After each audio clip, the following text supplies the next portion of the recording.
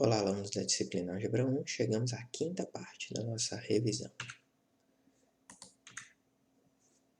E nessa revisão nós vamos falar sobre homomorfismo.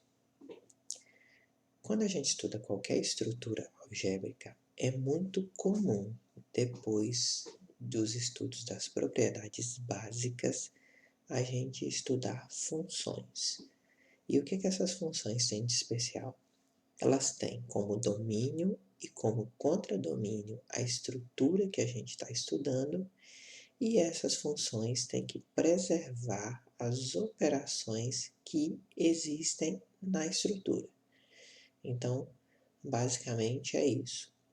Um homomorfismo vai ser uma função que vai da estrutura na mesma estrutura e que tem propriedades que são relacionadas às operações dessa estrutura. Por exemplo, quando a gente está estudando espaço vetorial, a função que a gente conhece é a transformação linear. E o que é, grosseiramente falando, uma transformação linear?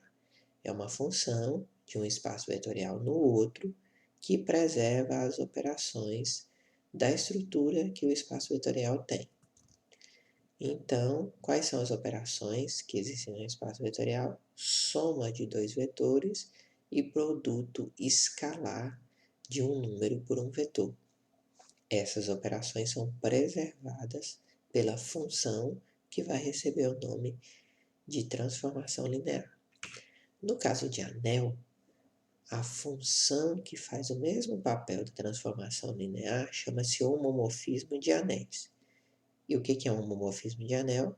É uma função que vai de um anel A num outro anel B e que preserva as operações da estrutura de anel. Quais são as operações que tem no anel? A adição e a multiplicação. Vamos ver dois exemplos de homomorfismos. Eu tenho dois anéis, o anel Z e o anel Z produto direto com Z, e tem uma funçãozinha f que pega o A e leva no parzinho A0. Isso é um homomorfismo entre esses dois anéis. Outro exemplo, eu tenho o anel Z e o anel Zn, o anel das classes de restos módulo n. E eu tenho uma função que pega o Azinho e leva no A barra. Isso também é um homomorfismo entre esses dois anéis. Quais são as principais propriedades de um homomorfismo? Já que o homomorfismo preserva as operações, ele tem mais algumas propriedades. A primeira delas é que ele leva o zero no zero. Ele pega o elemento neutro da adição do anel A e leva no elemento neutro da adição do anel B. A outra propriedade é que ele preserva simétricos aditivos. Então, ele pega o menos A e leva no menos f de A. Uma outra coisa que ele faz é preservar a diferença. Ele preserva aquela notação que a gente usou para a diferença. Então, f de A menos B é f de A menos f de B. E uma última propriedade que eu resolvi destacar aqui é que ele preserva a estrutura de subanel.